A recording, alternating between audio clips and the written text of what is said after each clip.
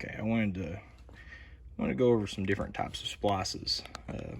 I've seen a lot of people use different types over the years for car audio to splice your speaker wires or remote wire or anything of that nature.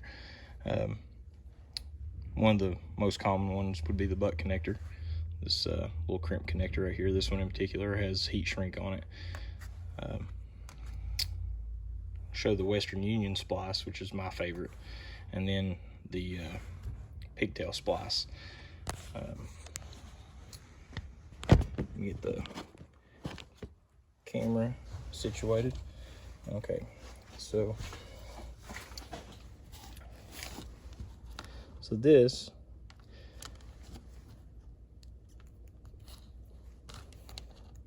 is one of your most common ones.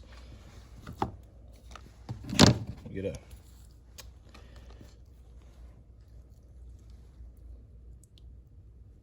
crimper over top of it here. Give it a good squeeze.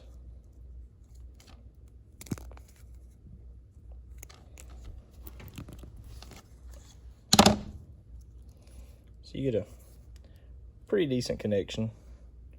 I've had a few little issues with these over time that I've seen where someone didn't get a good crimp or it got some moisture in it. I don't have a heat gun out here right now, so I'm just going to use this poor lighter that hasn't got much left in it.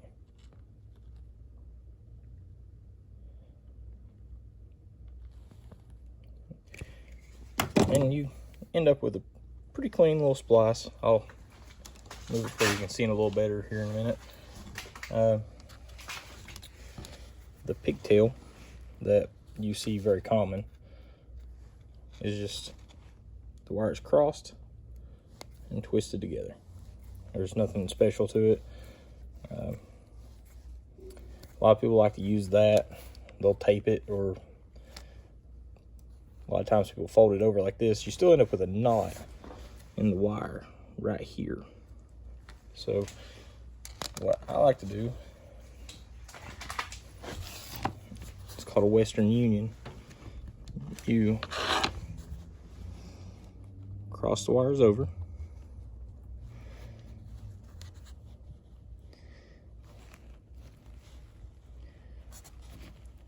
You see it's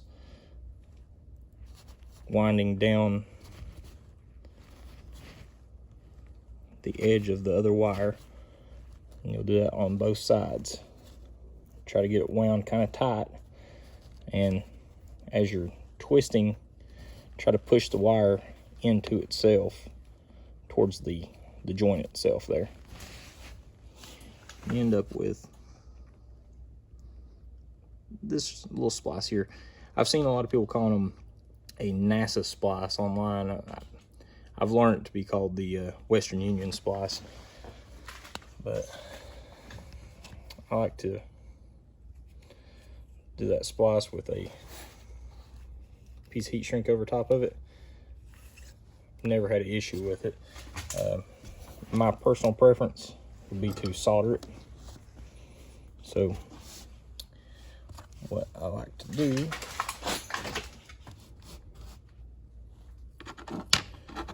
I recommend using flux if you got the opportunity.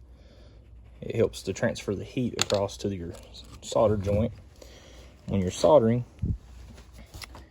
you want to make sure that the iron goes to what you're soldering, and then your solder will go into the joint itself. If you don't get the wire hot, the solder won't actually adhere to the solder joint. If you can see, the solder's throughout the joint. That's not going to come apart. If it does, you've broken the wire. And then typically for my audio installs, I use this method.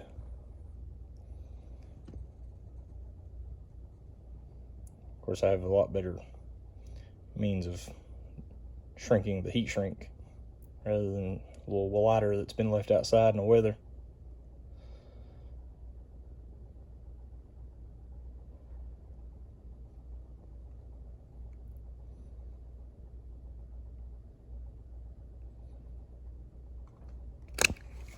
So you end up with a clean solder joint that's been heat shrunk, and compared to this, it comes apart pretty easy. This